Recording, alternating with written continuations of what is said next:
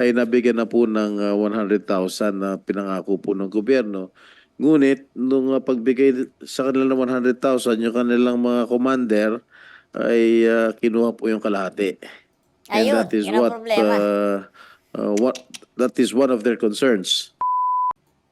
Kayo po ay nanonood ng News That Matters. Dito sa video na to, papanoorin po natin kung paano sinermonan itong si Senator Imee Marcos, itong si Galvez. Para sa buong detalye mga kababayan, panoorin po natin ang video. Thank you very much.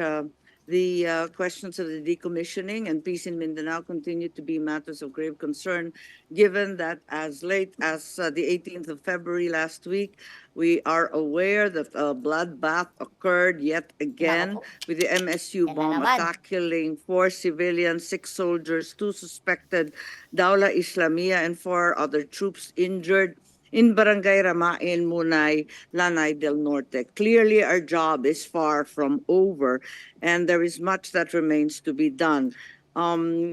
Indeed, there is much skepticism about the decommissioning effort, given the deep dissatisfaction of many already decommissioned combatants, as well as the local government officials who continue to question the lack of detailed plans, milestones, and timelines.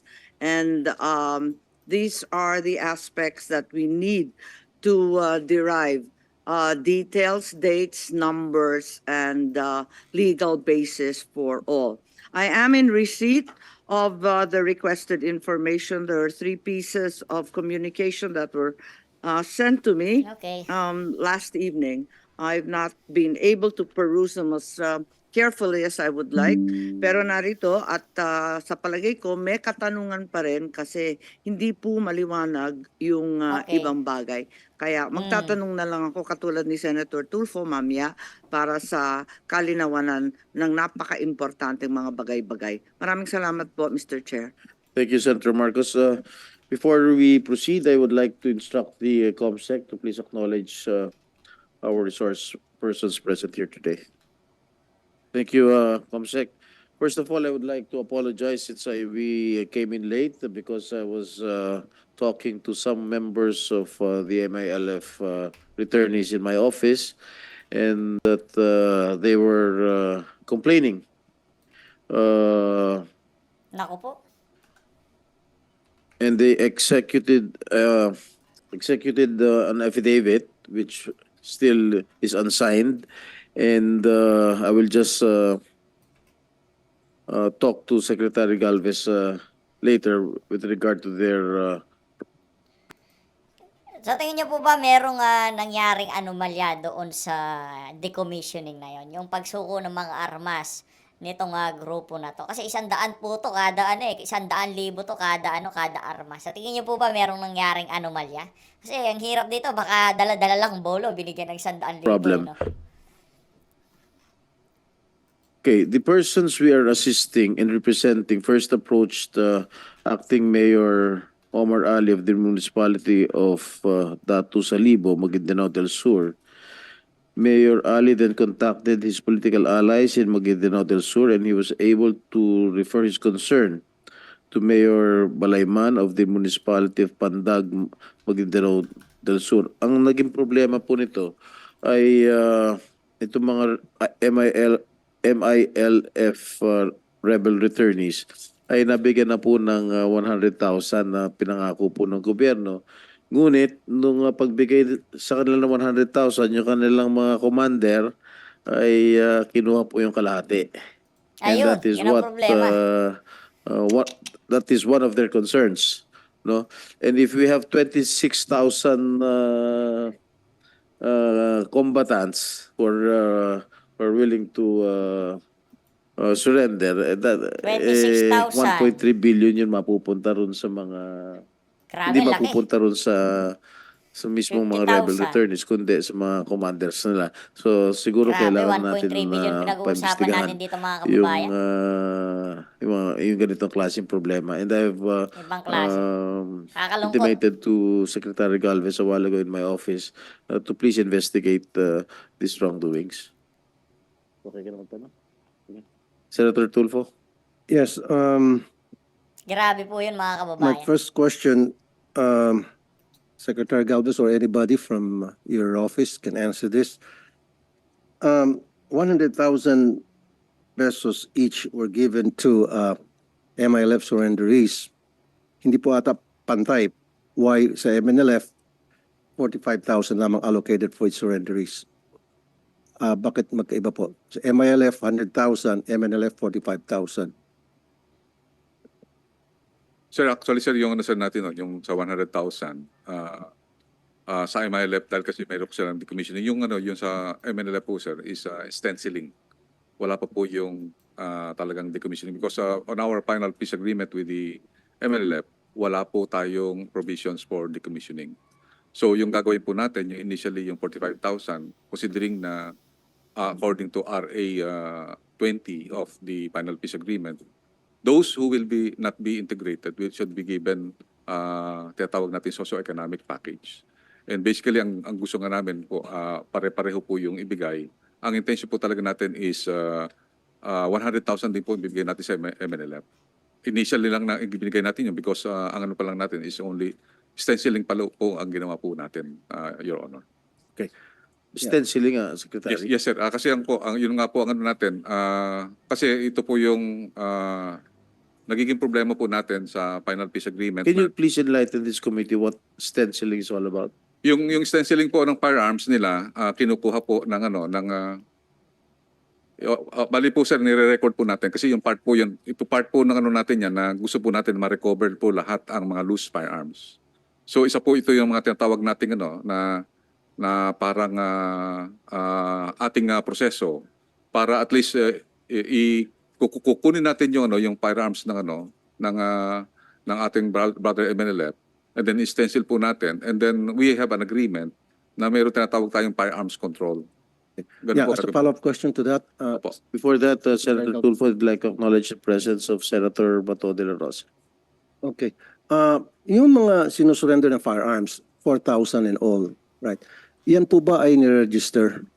Meron ho ba kayong database where those firearms are registered? And I would like to follow up also dun sa request nung kausap po mga taga-military na dapat yung serial numbers, if they are logged in sa database ninyo, dapat accessible yan sa PNP at NBI para kung halimbawa nagkaroon ng operations yung mga grupong yon, they can cross-check doon sa mga na-recover nila na mga baril versus doon po sa mga sinurrender na mga baril. So, ito ba mga baril na sinurrender, 4,000, are they logged in sa isang database? Sir, nandito po yung ating Vice Chair ng Independent Decommissioning Body in the person of Mr. Hovland from Norway. Sila po ang nag-ano po ng proseso. Mr. Hofland, the firearms, the 4,000 firearms, how are they being handled once they were surrendered to the government? Yeah. What Mr. kind of Chair, accounting do we do? Your Honor, we in the independent decommissioning body, we receive and decommission the firearms. We register them. We do a function test of the firearms. So all the firearms we receive are operational, and then we store them according to the agreement. We also take in the registration number of the weapon, and according to the agreement between the parties, that is to be confidential for the independent decommissioning body. Can we have records of those firearms that were surrendered, the serial numbers, and are they stored in a database where it will be accessible to the PNP and NBI and even the military? Like I said earlier, if there's an operation conducted by these authorities and in the process they were able to recover firearms in those operations, at least they can make some cross-checking to ensure that none of those firearms they recovered during their operations came from the weapons that were surrendered from the decommissioning process. So for now, we are bound by our mandate given to us by the two parties, the government of the Philippines and the Moro Islamic Liberation Front. And in the terms of reference of the IDB, it says that all information, data, or opinions gathered generated or exchanged in connection with the work of IDB are confidential and may not be divulged to an organization, individual, or entity. But if the parties would, of course, agree that we should share that, we could be open to do so. But for now, we're bound by our mandate. So right now, it's confidential, so you cannot divulge to us the firearms, what kind of firearms are those, the serial numbers, that's confidential? You mean the Filipino people doesn't have the right to know? So Sir?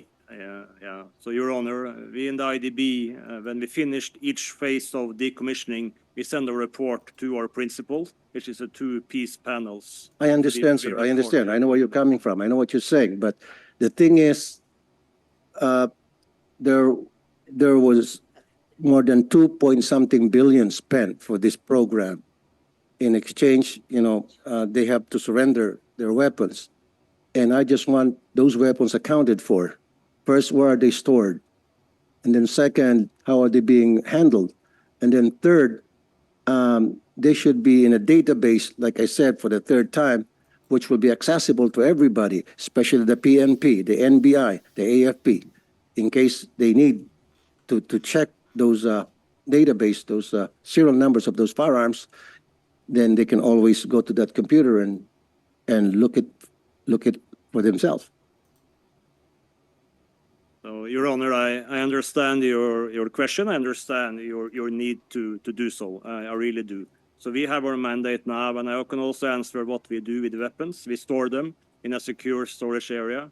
And then according to the agreement, after the fourth phase, or when the parties agree, we will put them beyond use. So even a video, you can show us a video or even pictures of those weapons? So we had, Still confidential? no, we had two large events in Cotabato where we had display of all the firearms that we received for the phase, witnessed by. Can you show us some videos at least or pictures? Because 4,000 is a lot of firearms, and I just want to make sure that those firearms are really well kept and being protected.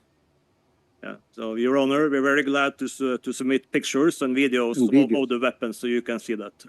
So right now, you cannot submit to us the serial numbers of those firearms. It's not stored in any database because you said it's confidential unless both parties agree to divulge those kind of information to us, to the Filipino people. Is that what you're saying, sir?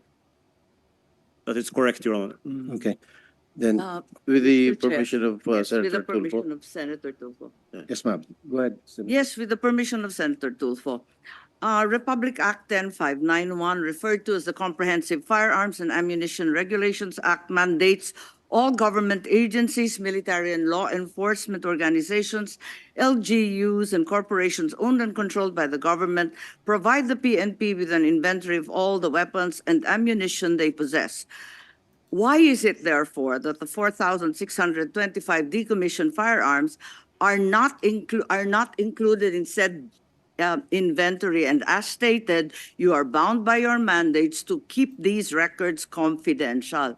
Bakit ganon? Labag ito sa batas ng Pilipino.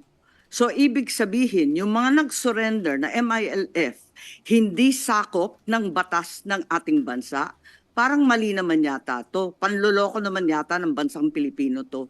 Bakit hindi sila tatalima sa batas na ang bawat mamayan ang kinakailangan sumunod? Yes, Mr. Chair. Mr. Chair, can I add to the point of Yes, Senator Senator Imee? Boto. Mr. Chair, I don't know if there's a conflict between what is the existing law that our resource person is talking about, if it runs in conflict with the firearms comprehensive law. I don't know. We have to study on that because maybe, I'm sure, the ones who formulated this law ay talagang inobserba itong firearms, the existence of the firearms comprehensive firearms law. So titingnan natin siguro, Mr. Chair, kung saan ang conflict dito. Yes, I'd just like to follow up. Having gone through the paper submitted, ang hinahanap ko po, sinasabi ninyo yung Annex for Normalization. What is the written basis, the legal basis for the number of 40,000 MILF combatants and the legal basis of the 7,000 firearms. Meron bang legal basis yan? Kasi nahanap ko rito, sabi annex.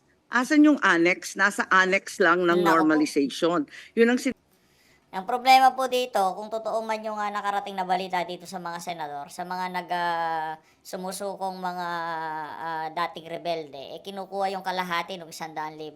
1.3 billion po pinag-uusapan natin dito. Maraming salamat po sa pag-suporta sa News That Matters. Mag-ingat po kayong lahat.